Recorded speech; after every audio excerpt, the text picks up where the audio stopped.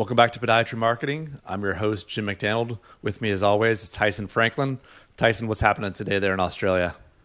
Oh, it's always the same over here. Beautiful one day, perfect the next. That's what they tell us. That was our advertising campaign in Queensland. Perfect one day, beautiful one day, perfect the next. That was our campaign. No, it's all good over here, Jim. Keeping busy as usual, and I hope you're doing the same. Yeah, things are good. Enjoying the client work, enjoying working with some clinics here, and excited to jump into this topic today. What are we going to be talking today on the podcast? Today's topic is one of my favorite things, and it's how to market your orthotics. And this is not about selling more orthotics to patients. It's about marketing your orthotics. And the reason I bring it up is because if every podiatrist makes orthotics, then why should patients or referrers send people to you? What makes your orthotics special? And I think most podiatrists can't answer that. They have no idea.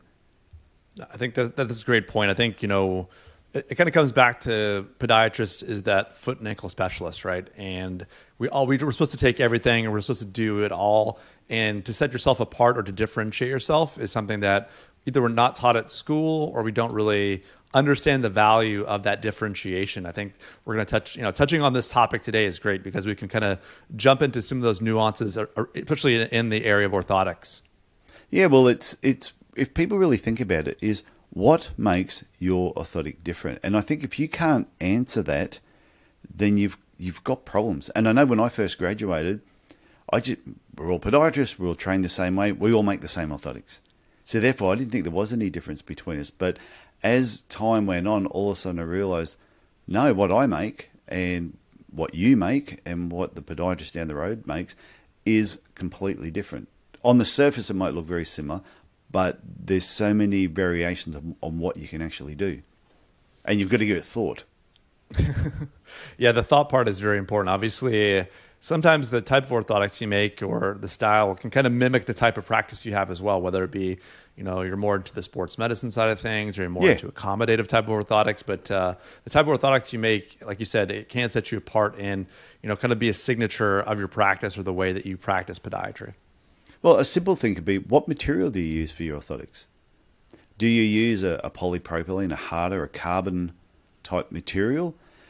And like you said, do you tend to go more towards the sports orthotics? Is that what your whole clinic is based around? Or are you going more into the varying densities of EVA? Do you do 3/4 length? Do you do full length?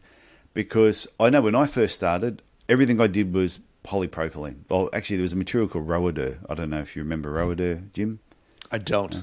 Bit before your time. Great material, except it killed the environment. Still, it was a good material, but it was one of my favorite materials to work with. And I used to make things out of Rowadur with an acrylic post, and I would buff these things down to that you couldn't even tell with the acrylic join the Rowadur. It was they were so nice I didn't want to give them patients sometimes. They just looked too good.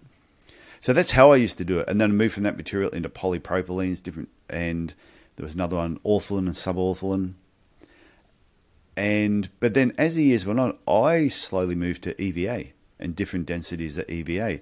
Some podiatrists use both, but I think it's really important to realize, well, what materials do you use? What is everybody else in your area using? And are you all using the same material? If you're not, there's something that sets you apart straight away.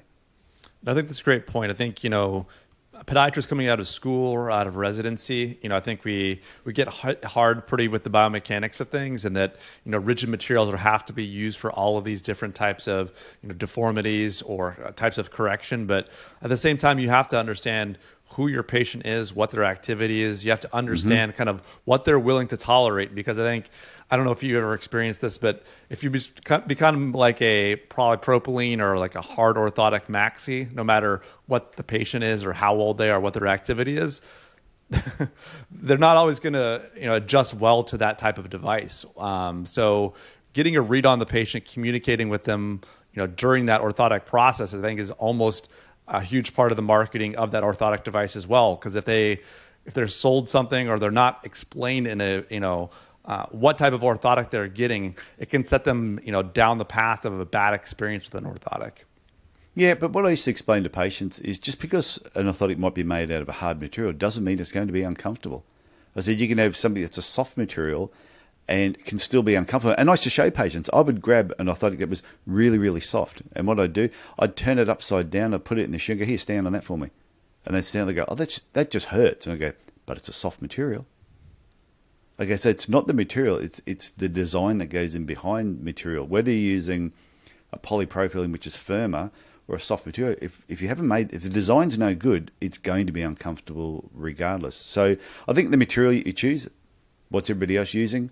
What are you using? That is something that you can market to the community that sets your orthotics apart from everybody else. The second thing might be, what lab do you use? So if you're using an external lab, if you're not making them yourselves, are you the only person in your area that's using a particular lab? So is that something that you can use in your marketing that sets you apart from everybody else as well? No, that totally makes sense. I think there's different levels of quality and different types of materials that can be used depending on what type of lab you're associated with. It's been a little while since I made an orthotic, so I don't really, I know we kind of use one the entire time, but I think that is definitely something that you can use to differentiate yourself for sure.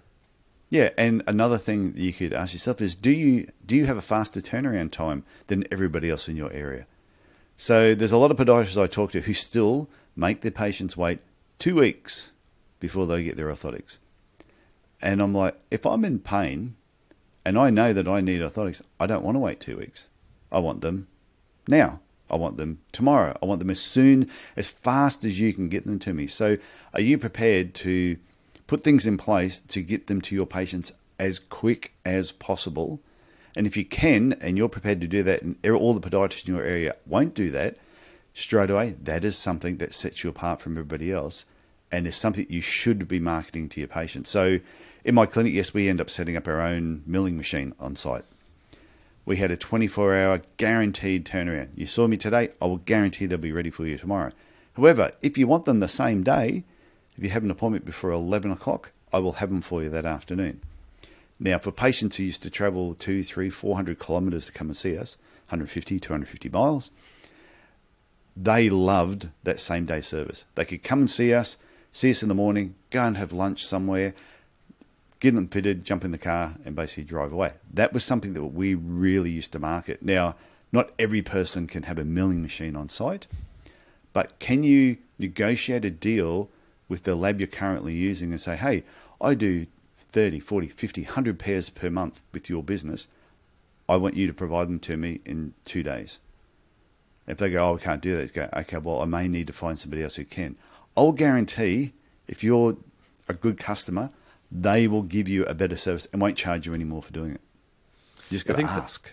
No, that's huge. And I think this, you kind of, having the milling machine, but I think the technology pieces kind of ties into the lab or the technology and the turnaround as well these days, because obviously 3D printing has kind of taken off. So with it, whether it's with a scanner or like a 3D printer that's now available, I've seen some different companies, at least in the States, that have these kind of like on-site 3D printing machines. I think you might have even had a guy on your Podiatry Legends podcast that has some 3D printing capabilities. 3D printing, orthotics, butt plugs and something else. I'm not going to go into the whole thing, but he does. He has a big 3D printer set up with his business. But what I find funny is I graduated in 1988. So in 1988, we used to do a plaster cast of the person's foot.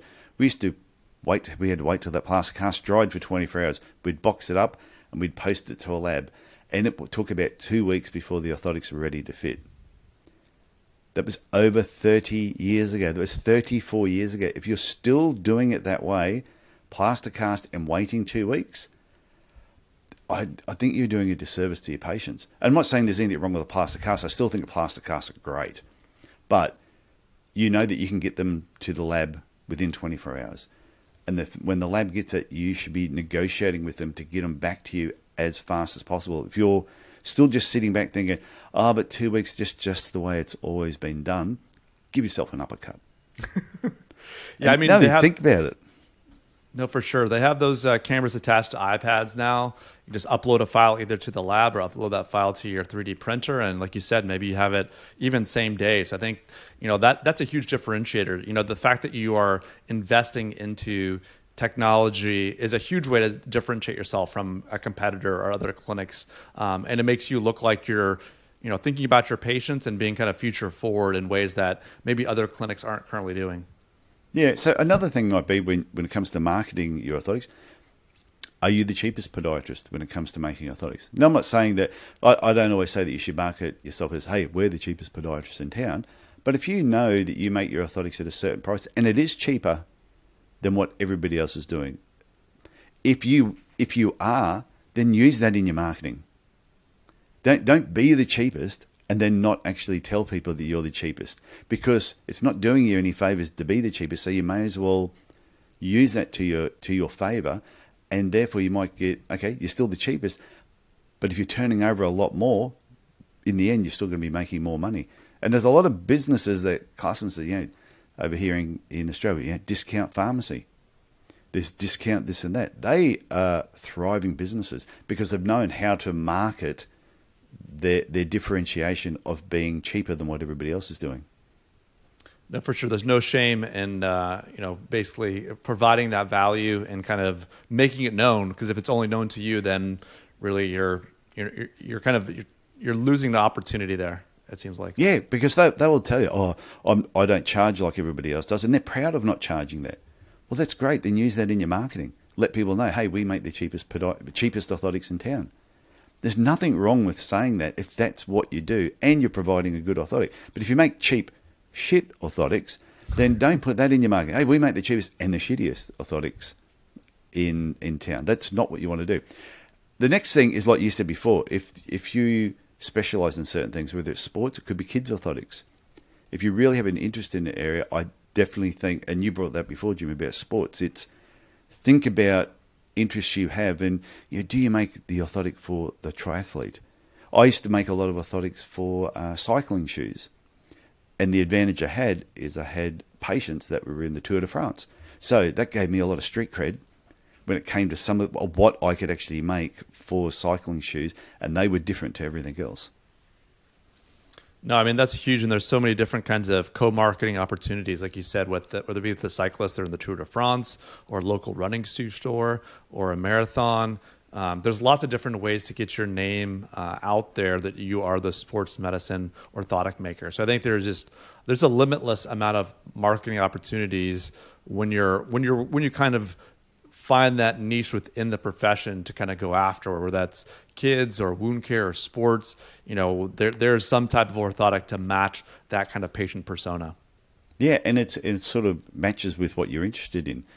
And I always have this, I saw this saying years ago, I think it was like 1990, is you can't eat status. So you might think, but I'm more qualified than everybody else in town, or I have more degrees. Or do they realize I used to be a lecturer at a university? Patients don't care about your qualifications. They just want a good product. So if you're trying to rely on your status of who you are and what you've done in the profession, and you know what, people will just learn about you and want to come to you and get orthotics. No, you need to tell them what makes your orthotics better or different, or do you provide a better service, a cheaper service? And you need to get this into your marketing, and you need to get it out there. If you want people to come in and be talking about your orthotics. No, I think you said it perfectly there. You have to provide that visibility to community about, almost kind of reflecting the type of patients you want to have come into your practice in your marketing, or you're saying it out there so they see that you treated cyclists, or you treated runners, or you treated triathletes, and then they identify and they see themselves in those advertisements as being that weekend warrior or triathlete or something, and then you become that kind of go-to expert. I think that's a perfect tie-in. And like you said, you can't just I've been to 300 sports medicine conferences. Patients don't care about that. They don't, who cares? But if you're showing face at these events or in your marketing that you are that person, and then you treat them well and you differentiate yourself during those patient visits, that's where you make the inroads. Yeah, well, there's with our orthotics, going back years and years ago, we ended up, because all podiatrists were making orthotics, and I was at a barbecue once. I was at this barbecue and said something to somebody, and they said, "Oh yeah, I've had orthotics. I've had those things before." And I went, "Oh, did I make them for you?" And they went, No, I saw another podiatrist, but they're all the same. Orthotics are all the same. And I got the shits. And I went, I'm sick of everyone thinking we all make the same thing. So I decided to give our orthotics a name. And I called them Pro Arch Foot Supports, because our business was Pro Arch Podiatry. Actually, it wasn't at the time. It was North Queensland Podiatry. And we made Pro Arch Foot Supports. It was a way of getting around the advertising rules at the time. I found a loophole. And then I changed the name to Pro Arch Podiatry, the business.